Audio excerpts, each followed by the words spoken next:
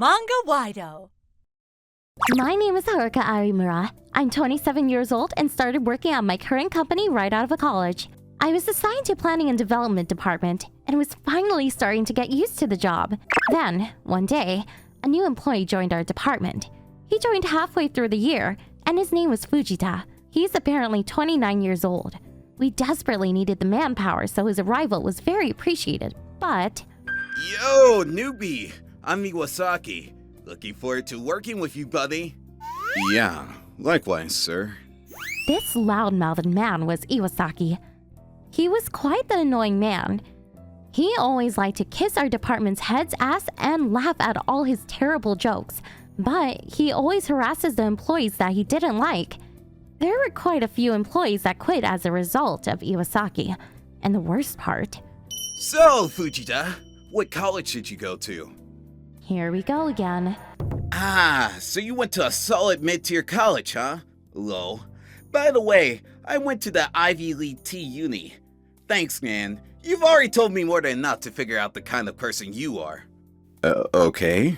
Alrighty. Well, we're going to have a great time working together. Oh, and that girl over there, she's totally mine, so don't mess with her. Can you please stop? As you can tell, he's the textbook definition of a man who uses his power to harass his coworkers and sexually harass the female employees. He always brags about his educational background, so the first thing he asks is about their educational background. If they're below his standards, he immediately starts one-upping them. Don't worry about it too much, he's always been that way.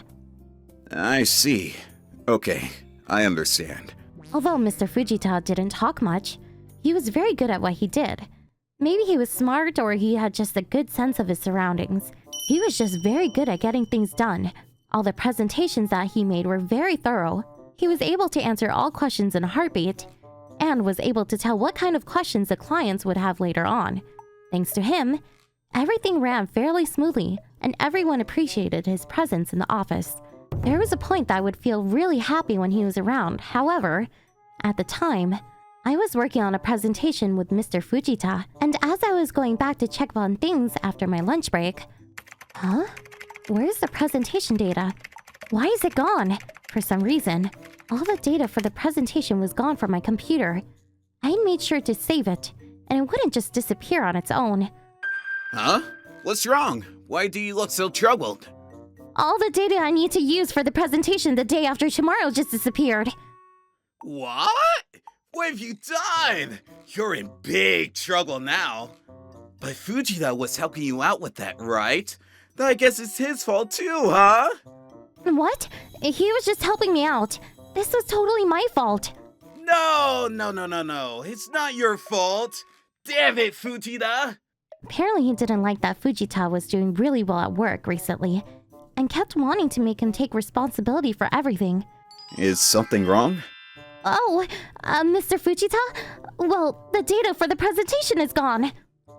Hey, this is your fault, right, Fujita? I don't care if you joined us halfway through the year. She's still younger than you, right? How about you take care of the younger ones, huh? I'm going to be telling the department head about this. I kinda figured something like this might happen, so I took it back up on my own. What? Thank you so much. And just like that, he saved my hide once again. The only person that didn't like him was Iwasaki. Now that I think about it, I wonder if he was the one that deleted the data for the presentation. It's really incredible how well prepared he always is. It wasn't just on the level of being smart or aware, it was something more than that. And then one day, we were all out on a training trip. So we were all going to head to the training with people who had cars. Alright, who wants to ride in my luxury vehicle? I'm sure the two girls will want to get in my car, so I need one more person. Oh, how about you, Fujita?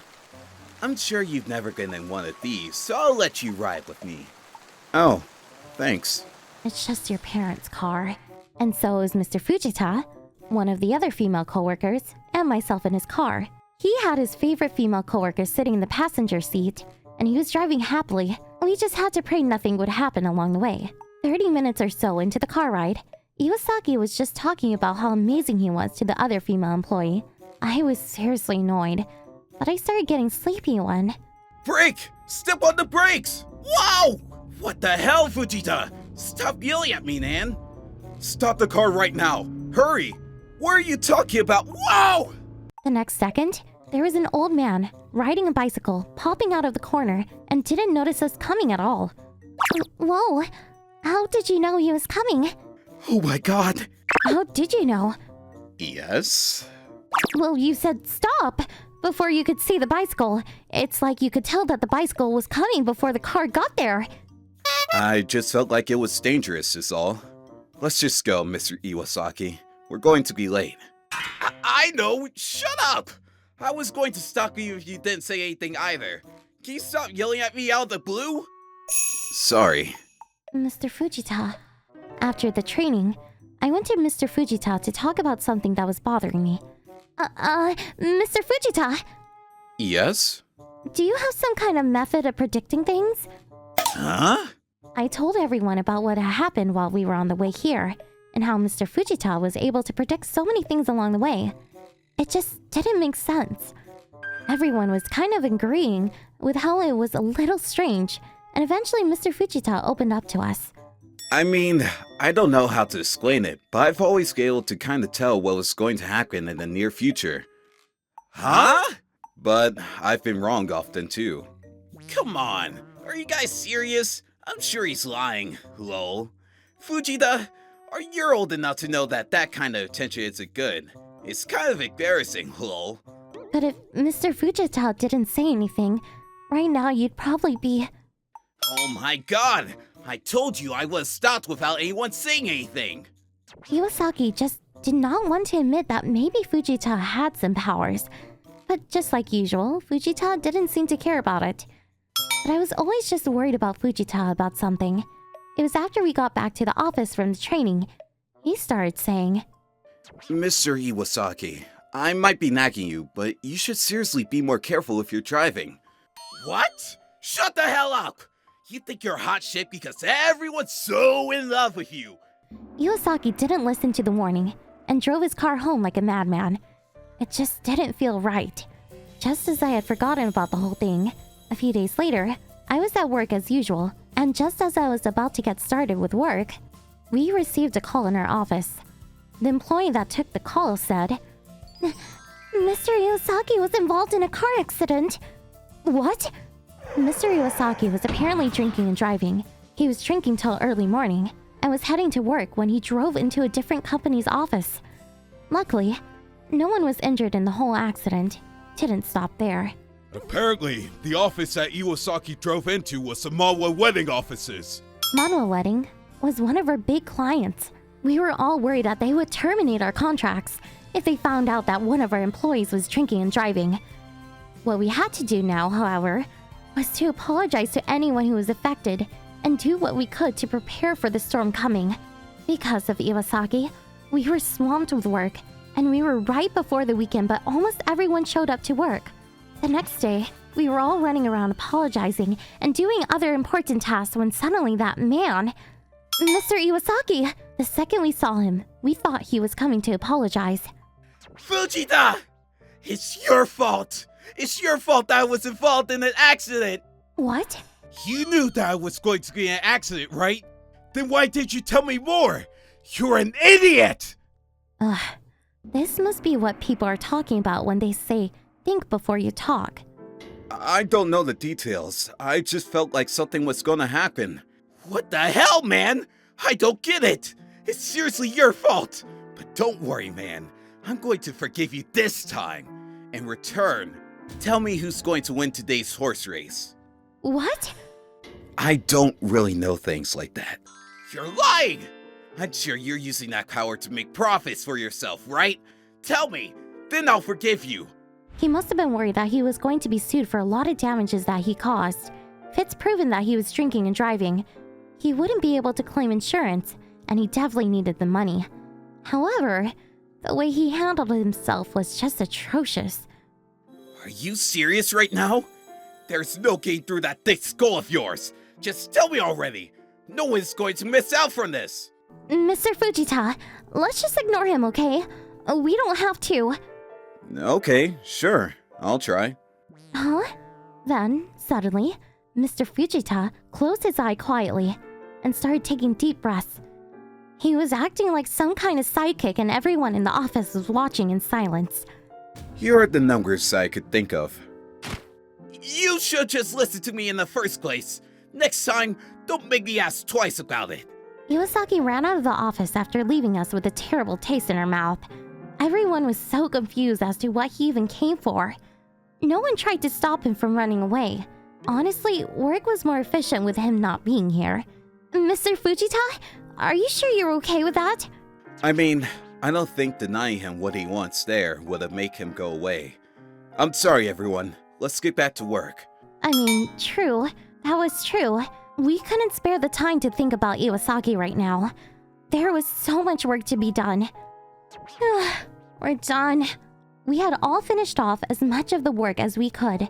And before we knew it, it was past 10 p.m. We had been working all day and all night from yesterday, so we were excited to finally go home when... Hey! Let me through! I work here! That voice, it was clearly Iwasaki. However, it was coming from outside the office. We were all worried about the ruckus, so we went to check. Hey! Fujita! You really did it this time, huh? Get down here! I'm gonna kick your ass! Iwasaki was there, fighting the security guards and throwing a tantrum at the entrance. Fujita! I lost all my money thanks to you! I can't keep this up anymore. Huh?